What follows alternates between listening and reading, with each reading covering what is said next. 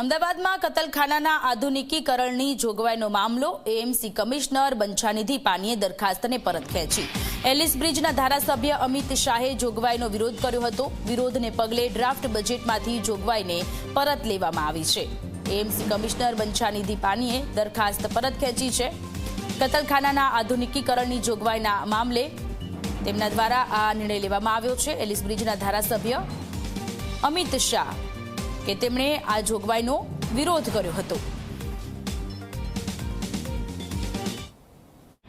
AMC દ્વારા જાહેર કરાયેલ બજેટની અંદર કતલખાનાને અન્ય જગ્યા ઉપર ખસેડવા અને આધુનિક બનાવવાની એક જોગવાઈ કરવામાં આવી હતી, જેનો એ વિરોધ ભાજપના ધારાસભ્ય અમિત શાહ દ્વારા કરવામાં આવ્યો હતો કે એ કતલખાનું છે કે જ્યાં ધારાસભ્ય ઇમરાન ખેડાવાલા કે જેમણે એ પાર્ટી પ્લોટ એ કોમ્યુનિટી હોલની માંગ કરી હતી તે જગ્યા જે છે એ બદલવામાં ન આવે, બીજી જગ્યાએ એ સ્લોટર હાઉસ બનાવવામાં ન આવે।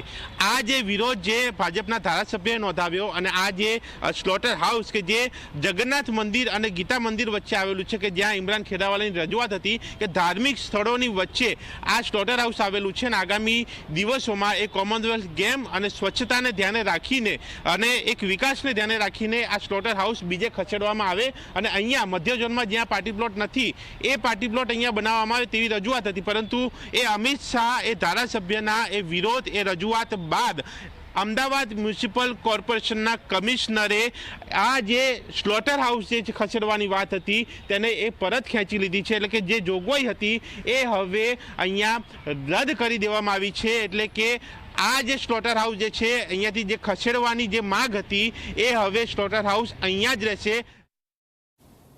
અમદાવાદમાં કતલખાનાની જોગવાઈને પરત ખેંચવાનો મામલો, જમાલપુર ખાડિયાના ધારાસભ્ય ઇમરાન ખેડાવાલાનું નિવેદન।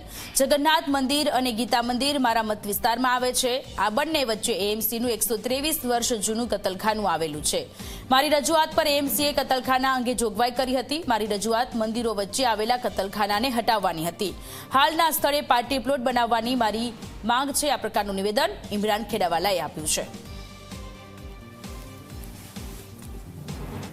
મારી રજૂઆત ફક્ત ધાર્મિક બે મંદિરો છે, જગન્નાથ મંદિર અને ગીતા મંદિરની વચમાં આવેલું 100 મીટરના અંદર આવેલું છે આ સ્લોટર હાઉસ, એને શિફ્ટિંગ કરીને બીજી જગ્યાએ તમે લઈ જાઓ અને આ જગ્યા પર પાર્ટી પ્લોટ બનાવી આપો જેથી કરીને જમાલપુર ખાડિયા વિસ્તારના લોકોને એનો લાભ મળી શકે। કેમ કે જમાલપુર વિસ્તારના અંદર એક પણ પાર્ટી પ્લોટ પણ નથી ને એક પણ કોમ્યુનિટી હોલ પણ નથી।